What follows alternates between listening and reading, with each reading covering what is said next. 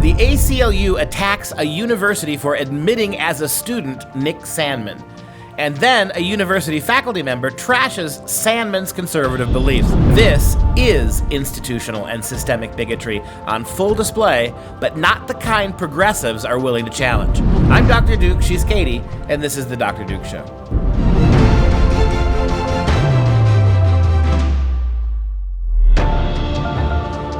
Hello, everybody, and welcome to the Dr. Duke Show. We are the only program out there that keeps you educated on the craziness impacting K-12 classrooms and college campuses around the world. Today, we start with Nick Sandman. You remember him. He's the young man who was drummed at by a Native American who just won a huge payday, making bank, from CNN. Take him for all those suckers are worth. I want you, Nick, to buy out Brian Stelter's contract and fire his pasty, doughy butt.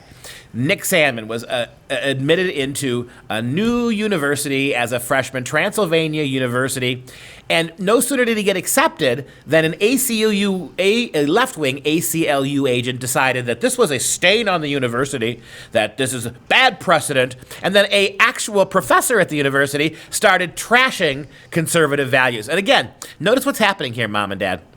We are at the point where there are litmus tests. The left already has them. When I mean litmus tests, I mean like the kinds of things you would see in the Soviet Union or in Nazi Germany. Well, I'm sorry, you went to a Jewish yeshiva as a young man, we can't have you working here. I'm sorry, right? You belong to the wrong political party here in the Soviet Union. You cannot work for the government, right?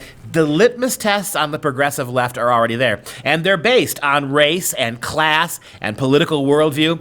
This is no laughing matter. Before he even sets foot in that university, people inside and out the university are questioning his right to go simply because of his politics. And so when it was announced that Mr. Sandman would be accepted into Transylvania University, which I can't say that with a straight face, Transylvania University, the ACLU Kentucky Communications Associate, Samuel Crankshaw. Oh, geez. What a name. An administration full of vampires, no, blood-sucking vampires. We'll get to that in a moment, because he said in a Facebook post that was first uncovered by Jonathan Turley, he said, "Does anyone else think it's a bit of a stain on Transylvania University?" And that's where I think of bloodstain. At Transylvania University for accepting Nick Sandman. "I'm sure it's a both sides defense, but it's pretty counter to their mission and another instance of there not actually being equal sides to an issue." Wait, it's counter to the mission to have somebody to attend a university who's not a liberal? That's literally what Samuel Shaw Cranking Shaws. It's actually his position that for a university to admit someone whose views are counter to the liberal progressive narrative is counterproductive to the mission of the university. They think all these organizations belong to them. Yes, he continues, "I think TU should accept anyone willing to have an open mind and engage in debate regardless of their views. That's how we all learn." Okay, clap, clap. Oh, wait.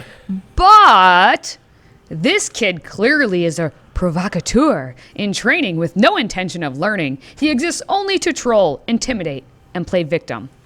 Wait, he's the intimidator? You remember in that scene where he was getting drummed at by a Native American activist? Yes, he was playing victim. And they were surrounded by black Israelites, right? Playing victim. Sandman was the one who was causing trouble. Take a look at the bottom state. He says, "It's all well and good.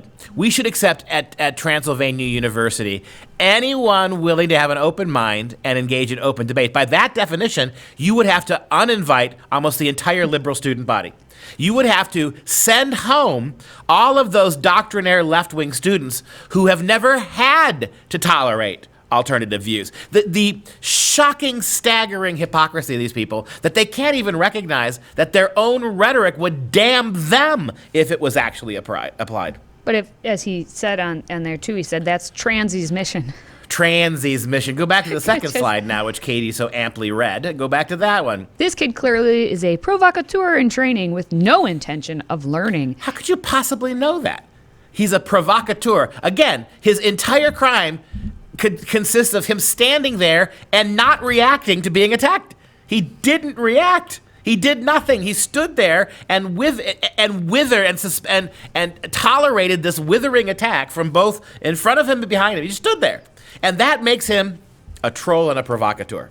And plain victim. Well, we have the assistant professor, as you mentioned, an assistant professor and diversity scholar. There you go. At the university, Dr. Avery Tompkins commented then on the post saying that Sandman's public behavior and rhetoric atrocious and uninformed, and he says he would be closely monitoring Sandman while he was at school. How creepy. How big brother of How you. Transylvanian, I guess, of him to do that, and watching probably for the stain on the university. He says, we can't not admit academically qualified students due to their political and personal views.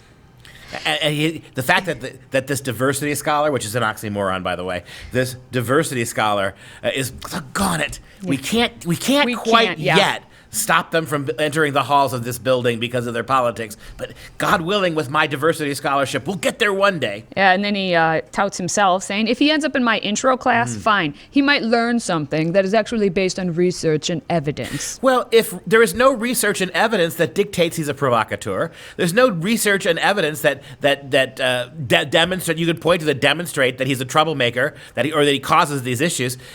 It really does make you doubt what they think they mean by research and evidence. Well, and according to Tompkins, he's claiming, because he knows they know everything, we know nothing. Sandman is part of organizations with, quote, anti-intellectualist views. What would that be? That means conservative, views, right? Oh, the only ones who can be intellectuals are liberals, and then you see the kind of liberal logic here, right? And Tompkins does say that he would likely view me as part of some liberal brainwashing machine, but signing up for transy in my class means he's required to learn that information, even if he disagrees.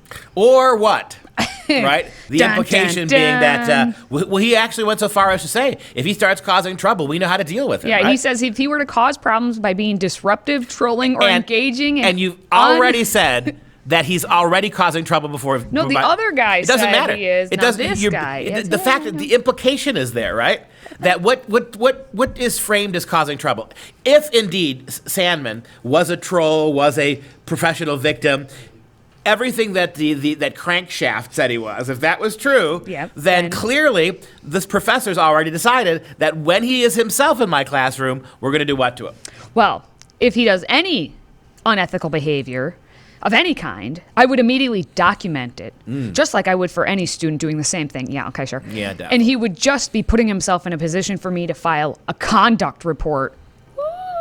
Why is it that he would even need, if this is for like any other student, why make a case about this? Why put any attention to it? This whole thing reminds me of that scene in The Office where Jim says to Dwight, or Dwight says to Jim, I'm going to give you a demerit if you're late again.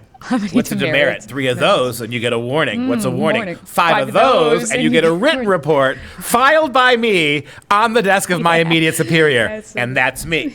You better have it by 3 o'clock before today. This is the kind of universal, but this is Kafkaesque. It's like something out of Kafka's The Trial. This incendiary processes the punishment for anybody who has the misfortune of believing something different than the status quo. You universities just suck.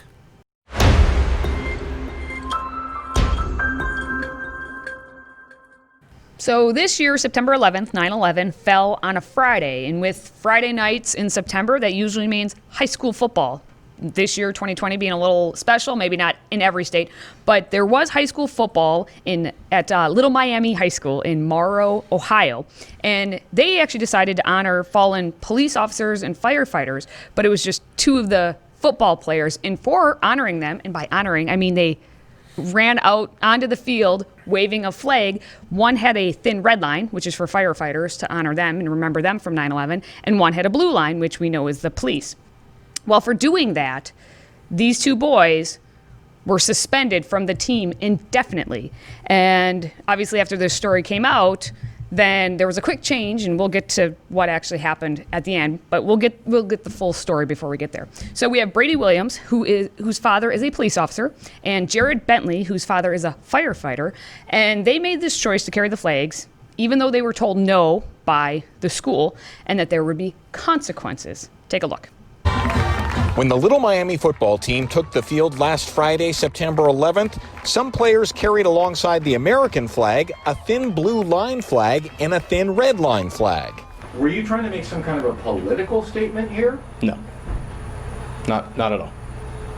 I was doing it to honor the people that lost their lives 19 years ago. Brady Williams was holding the thin blue line flag. His father is a policeman, and he says he wanted to honor all the cops who lost their lives trying to save others on 9/11. I was all for it.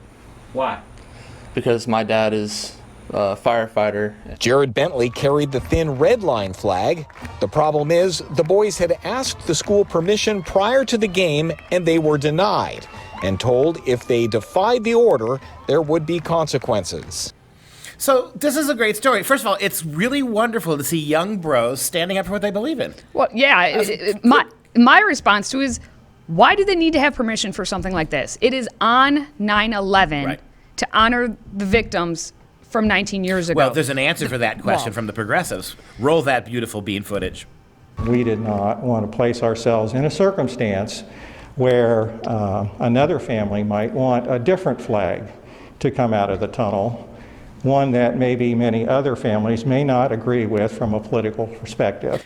Hey, Superintendent, that's bullpucky, because it was, as Katie pointed out, 9/11. Anybody asking for a different flag on 9/11, you tell them it's not 9/11. It's not. What are you going to do? Roll out the flag of Islam, the ISIS flag? Some mom wants the ISIS flag on 9/11. No, it's 9/11. You let the kids do the honoring here. And I'll go back further and say that I almost wish those kids had said, go ahead and suspend us. Because you and I both know, Katie, that if a couple of African-American kids decided to carry out a Black Lives Matter flag, this would be seen as heroic. There would be no, parents could complain all they want, but those kids would be subject to no punishment. And I agree they probably shouldn't be. And what's good for the goose here is good for the gander. Those boys did it anyway, and it's good that the high school reversed it very quickly. But I admire those two boys because they're willing to suffer whatever punishment. If that means being indefinitely suspended for the football team, do it. To stand up for what they believe is right on a day when it was appropriate to do so. Well, and the fact that they had programming because they called it Patriot Night. So if you're going to actually actively say, hey, it's Patriot Night because it is 9/11 and we're going to honor those who have fallen, if you're completely overlooking the fact that the firefighters and the police officers, if they're the ones who have to be removed from it, then you completely have it all wrong. Well, you have no understanding of what 9/11 did to our country or what it continues to do for those who actually still put themselves out in harm's way. And even worse than that, you idiots are the ones who made it Patriot Night. Do you not know what it means to be patriotic? That's what I'm saying. I mean, this is the Like, point, yeah. right? Nobody forced you to turn that day into Patriot Day, and you did. The boys carried out patriotic flags. I mean, the fact that you even decided you were going to think about punishing them tells me you do not know the definition of like so many liberals. You say things that feel good, but you don't understand what the words mean, and when they come back to bite you in the butt, you have no clue. And so what happened is, you kind of mentioned, we alluded to, the boys actually had said, we don't care what the consequences are going to be. Mm-hmm. They knew they got suspended initially for one practice while the investigation happened, and then they were suspended indefinitely, it said. But then the school board decided to come back and let the football team actually decide possible consequences. And they're still defending themselves, the school is, saying that it's because they defied what we said. But there are some things that are right and just, and that's right and just to do. Over and above that, what you said was internally contradictory. It's Patriot Night, but it's a Patriot Night honoring 9/11, among other things.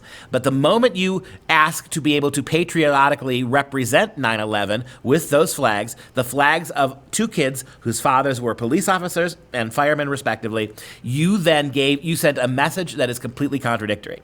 You should have said it's not Patriot Day. You should have said, even though it's 9/11, we are not going to honor anybody, and then you would have a case. But the idea that you told them it was Patriot Day and that you're encouraging shows of patriotism, then you want to immediately punish them because they disobeyed you, is stupid. And what happened to this high school got caught.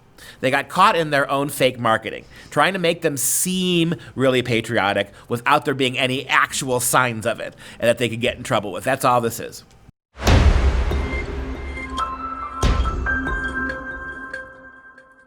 Just like the school getting caught in Little Miami, we have a professor who got caught, but this time it's for a whole different thing. We told you, I think it was about a week ago now, about Jessica Krug, who is a black-white history professor from George Washington University, and she outed herself in a Medium article she wrote. Did you call her black-white? She's a black-white? I like that. Well, so she outed herself in this long article that she wrote, actually saying, oopsie, I am white. I always have been white. But I've been giving all these identities of me being black for years now. I've been pretending to be black for years. Yes. So she has claimed North African blackness, U.S.-rooted blackness. These are her words, by the way. And then she has claimed Caribbean-rooted Bronx blackness. But in reality, as she said, she's a white Jewish woman from suburban Kansas City. So here's what happened. She, in her long, bitter diatribe, she said she was canceling herself, and she made it very clear point that she is actively canceling in the present tense, not just, ooh, I'm going to cancel myself. So she canceled herself, and she at the time said, I don't know what that means.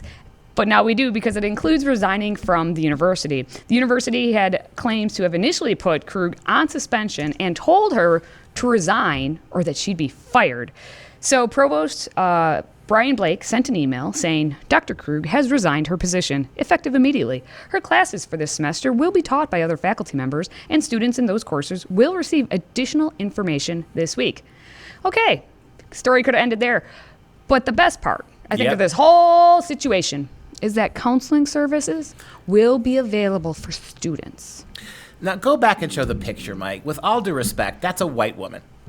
And if a woman that white can pretend to be black and no one notices, then what exactly does this actually mean? What exactly does race mean? I've said this before, maybe I've even said it with regards to this story before, but the fact is that gender is a much more serious biological thing than race. Race is just a matter of superficial topical melanin, right? You can pretend all you want that being of this race or that race makes you somehow more connected to people of the same race. It's nonsense. The fact is that race is simply, it's the most cosmetic and shallow of all the reasons to distinguish it between each other.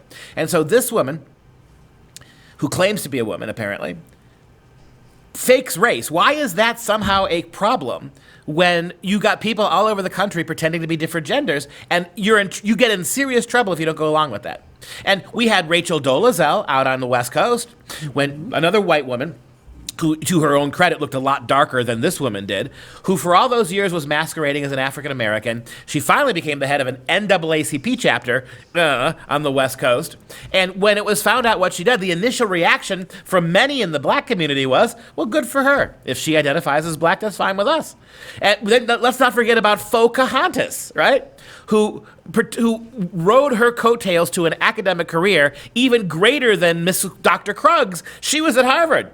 She actually, Elizabeth Warren, took away a job at an Ivy League university from an actual Native American, and what prices she had to pay. She's not going to be president. She's not going to be president. Well, who knows? We know Biden's not, even if he wins. So we'll see who gets that job. That's a whole other topic. All right. Well, these counseling services are going to be available for the students who need it. But it looks like, according to the history department's initial statement on this whole thing, I think all of those professors are the ones who need the actual counseling.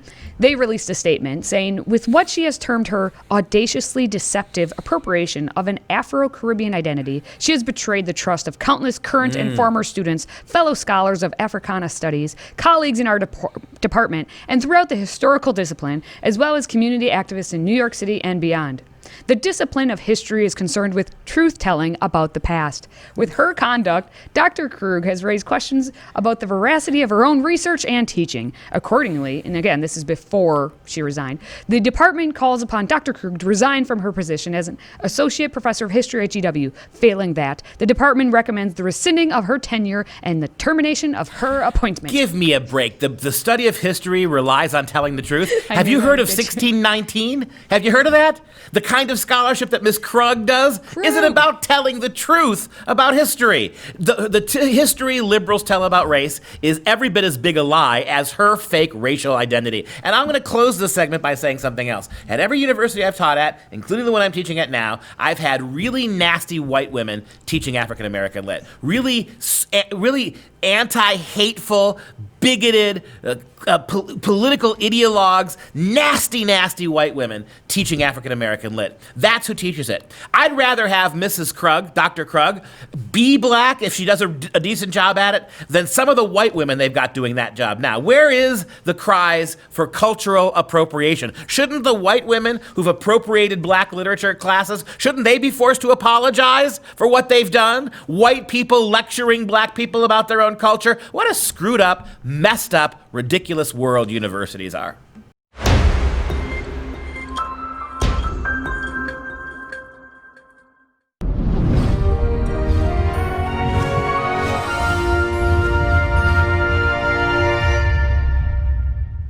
It's time for some real education. Kelvin and Hobbs is a daily American comic strip created by cartoonist Bill Watterson that was syndicated from November 18, 1985 to December 31st, 1995. So about 10 years. Kelvin and Hobbs has enjoyed broad and enduring popularity, influence, and academic and philosophical interest. Kelvin's father is a main character of Kelvin and Hobbs. Like many other characters in the strip, he's a relatively down-to-earth and sensible character whose attitudes serve primarily as a foil for Kelvin's outlandish behavior.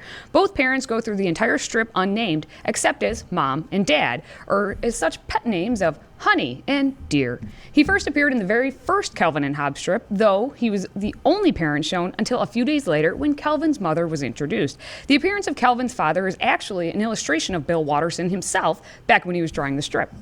And you can see this. We've talked about Kelvin and Hobbs once more before on the show, and we're going to keep sprinkling these in. We'll make it topical. Peanuts will do it as well, because they're just such great instant classics. But if you take a look at the picture, you can see there's Bill Watterson on the left, interesting-looking fella, and there's Kelvin and Hobbs, the young boy and his toy tiger that is alive and three-dimensional and walking and talking, unless an adult is around when it's not. And you click to the first image here, you can see there is Dad, and Dad looks just like Bill Watterson. Right? And so the theme of this particular cartoon run is dads. And there's Kelvin. I'm not eating any of this green stuff. Yuck, Kelvin says. Good idea, Kelvin. It's a plate of toxic waste that will turn you into a mutant if you eat it. And as predictably, the young science fiction fan gobbles it down, right? And Mom says, there has got to be a better way to make him eat. I can feel it already working, Kelvin says. The psychological ploys that Bill Watterson's dad uses are wonderful. Go to the next one. Dad, I'd like to have a little talk. Okay. As the wage earner here, it's your responsibility to show some consumer confidence and start buying things that will get the economy going and create profits and employment. Here's a list of some of the big ticket items I'd like for Christmas. I hope I can trust you to do the right thing for our country. His response, I gotta stop leaving the Wall Street Journal around. Dads, go to the next one here. Dads. This one's, he's got his sweatpants on. I don't have to go to bed, Kelvin says. I don't have to do what you say. Actually, you do. It's in your contract. My contract? What contract? Oh, it's pretty standard prenatal form. I had power of attorney since you were just a few cells. Paragraph 2 species, your bedtime. Dad says, I can renegotiate when I'm 18. This 7:30 bedtime, Hobbs says, will be tough to explain to your prom date. And so the idea that he talks Kelvin into behaving in all sorts of clever ways. Another one, take a look at if you can. Here's the last one where they're Mom's featured in this one. Mom, was I ever a grub? A what? You know, a larva. Did I really pupate at the age of 2? Don't be disgusting. Of course not. Where did you get an idea like that? Goes back to his father. You should get your stories straight with Mom, Mr. Britannica. And what I love about Kelvin's dad is he gives as good as he gets. He finds his way to put up with the snarkiness of his little brat son and doesn't resort to anger. He resorts to trickery, which is a good dad phenomenon. All right, as always, if you're a fan of the show, please consider a one-time tax-deductible donation of $99 toward our Patriot Club. And as a thank you, we're going to ship you this impressive stainless steel tumbler etched with the words, Freedom never tasted so good. So visit patriotclub.us. That's patriotclub.us to help keep this show going. Now we're going to wrap things up with the usual fun fact of the day. But this time it's not really fun as much as it is perspective. There is no student in K-12 today who was alive when 9/11 happened. And those in college now were mere babies and toddlers. So I object to that. I guarantee you there's some illegal immigrant student somewhere who's 35 years old, who's in one of these classes learning 8th grade English. Somewhere it has to be true. And that's going to do it for this show for Freedom Project. I'm Dr. Duke and she's Katie. Until next time, stay cozy in your Tumblr, my friends.